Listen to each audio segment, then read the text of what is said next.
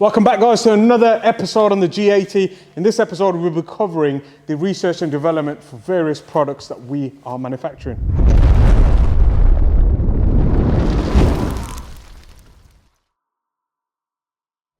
So this episode was actually filmed over a couple of weeks in the research and development for products that we'll be bringing to market for the G80 M3. First and foremost, we've got our 3D printed intakes that we'll be covering, and also METH integration and our ability to utilize METH integration on the S58, and also some other products that you might see too.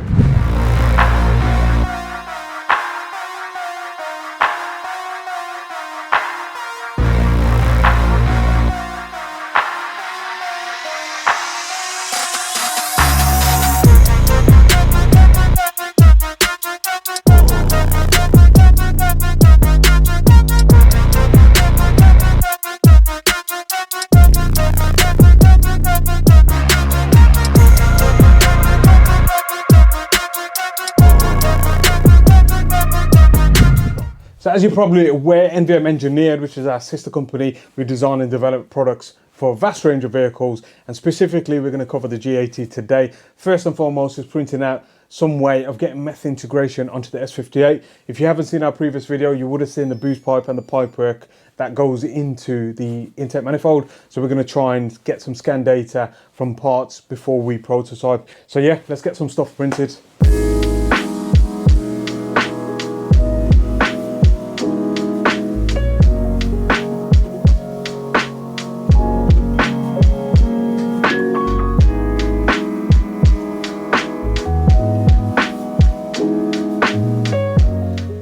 So that's the print finished on our METH spacer, and this is the first prototype of what we're doing. We took the original bay and A connector for the intake manifold to the charge pipe, and it is 3 separate elements. The actual original charge pipe is actually silicon induced, so it's like a factory boost pipe, and then it couples onto this, which we have scanned and created a spacer for it. So we'll fit this now just to make sure everything is as it should be and fits up to the car, and then we'll add any improvements necessary. So as you're probably aware, research development, especially prototyping, takes a long time. The average print on something like this takes about 6 to 12 hours, and also test fitting on the vehicle, make sure everything works and fits as it should. So you can see a part that we've made as a spacer to work with the original throttle body bay and A connector, but it does require another seal, and instead of printing it again and getting a seal, we've actually redesigned it so that it utilizes the original connection, which is a funny shape, and without 3D printing we wouldn't be able to manufacture this so quickly. So we're going to actually get this printed off now, prototype it as a part and fit it, make sure everything works as it should, including the actual METH lines, before we finalize it as a product for giving to our end users. So final product for the METH integration for the S58 G80 M3 utilizes 2 NPT ports for METH, and also an MPT, 1/8 MPT port for a boost tap if needed, and that's a one-piece fit. It is of a weird design, so it would be hard to manufacture this in a single piece from billet, so we are actually going to send this upstairs for 3D printing in carbon fiber.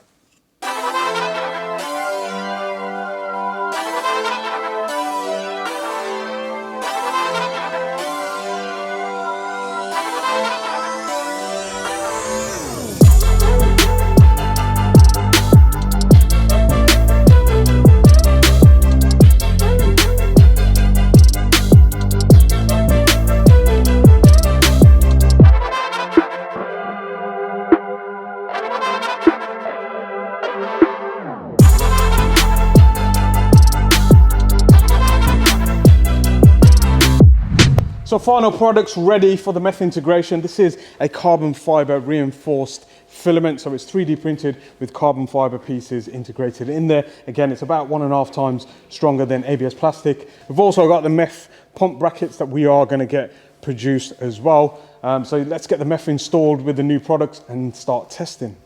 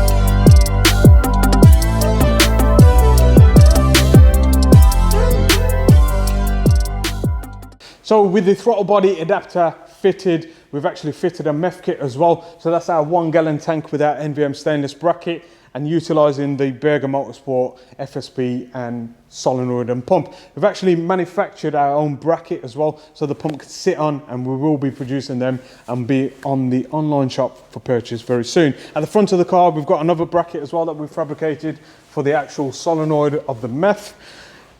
And we've integrated it to the JB4 to control the METH to come on. As you're probably aware, ECU has now been unlocked, so tuning has been available. So the METH integration will cover its use and its practicality in a later video.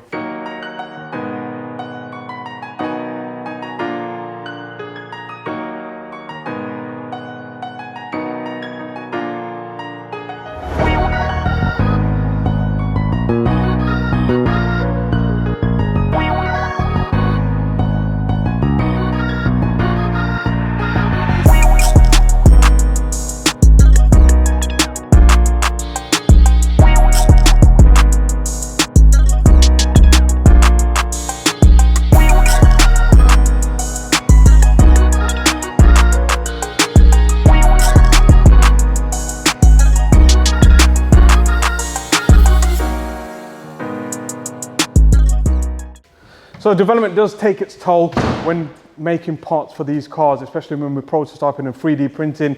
The METH spacer and integrated throttle body coupler is finished and finalized, and today we are going to concentrate on the intakes itself. There will be two versions of the intake, one utilizing a panel filter and intake ducts that we've developed, and also a full intake replacement for the S58 G80. So we've actually strapped the car down onto the dyno to get some baseline runs today and kind of see what sort of improvements we can see and talk about the pros and cons of the original airbox. So the stock airbox on the S58 G80 is not a restriction by any means. It has enough airflow for it to create up to about 600 to 650 brake horsepower before it becomes restrictive. The actual restriction itself is where it gets its air from, and that lower air box, or the bottom part of the airbox, actually creates a little air pocket just behind the headlight, but there is no actual fresh air feed to that. It's actually closed off, whereas on previous F-Series models there were slight openings depending on what country you bought the car from. So that's going to be our first kind of point of call in method to produce air to get to the airbox, and then we'll utilize some prototype panel filters and then integrate our full induction kit.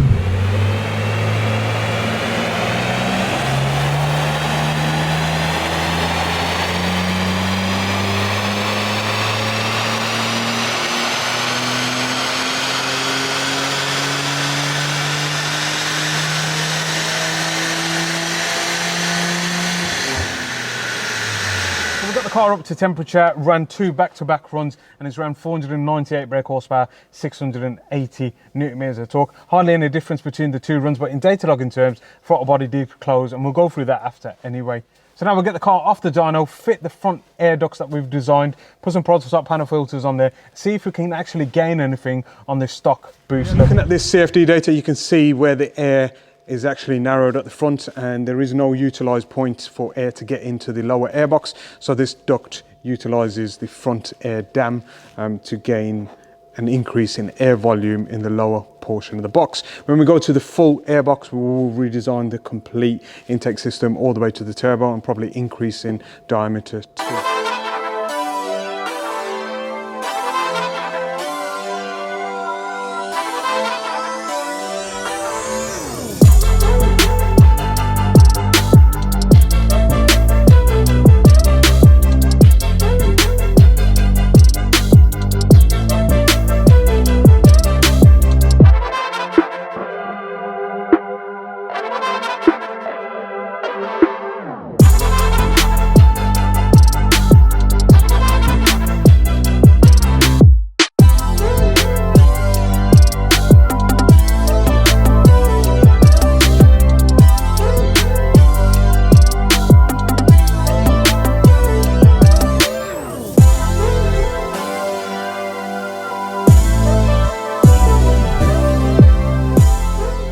G80 intake ducts are now on the car, and we've just fitted some of the prototype panel air filters. Run it back on the dyno now in the same day, same environment, same humidity, and see what gains we can actually get without raising the boost pressure.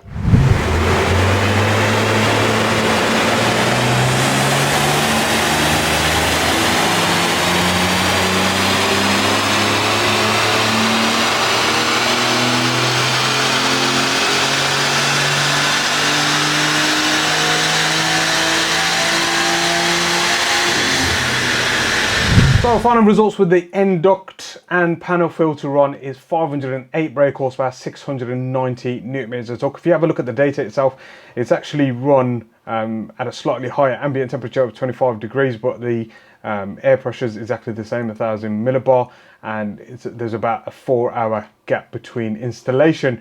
Intake temperatures and the actual engine temperatures will overlay on the data log that we've captured from it, but just alone you can see a whole 10 horsepower and 10 newton meters of torque has been gained throughout the rev range. If you have a look, that's just before peak as well, where it gains a bit more than 10, about 15 horsepower, but at the peak points it is gaining 10 horsepower and about 10 newton meters of torque, which is great to see. When we tune, obviously this will only be a greater gain from the requested air for the turbocharger, but we'll go through the data log now just for you guys to see what difference it makes in terms of data log on the stock ECU.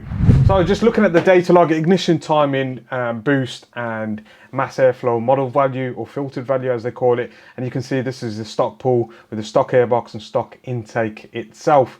Again, this is literally a intake duct with panel filter comparison, and there'll be more data analysis for the actual full induction kit where we remanufacture the airbox and inlet pipes too.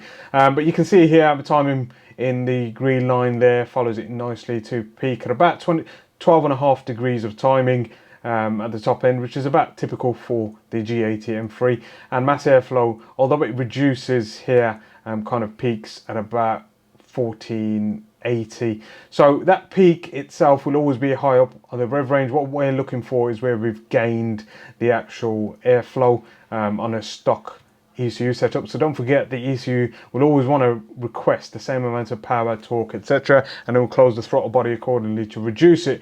Although we can reduce the amount of wastegate duty cycle, which thus reduces the overall intake temperature and increases in power too. So if you have a look at the mass airflow filter value, which is probably the biggest comparison for the airflow going into the car, you can see the curve there, as well as the timing, and the boost, which is the light blue line there.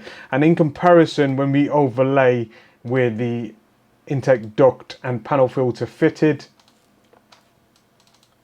you can immediately see we've got increasive ignition timing up to about 14.5 degrees at the top end, a nice smooth transition to the turbo as it comes off boost, and also a almost flat mass airflow filtered value at the top. So that tells you the area of work and the area of benefit for an intake duct with a panel filter on the S58 is at the top end, above kind of 5,500 RPM. So that in itself is the data comparison. As you've probably seen in the dyno comparison, the log shows about 10 brake horsepower and 10 newton meters, and in data log acquisition as well, you can see that gain too. So if you guys enjoyed that video, don't forget to like, comment and subscribe. There is so much happening here, and we're trying to capture everything for you guys, so it is important you hit the thumbs up button and leave a comment below as to what you think. Take it easy.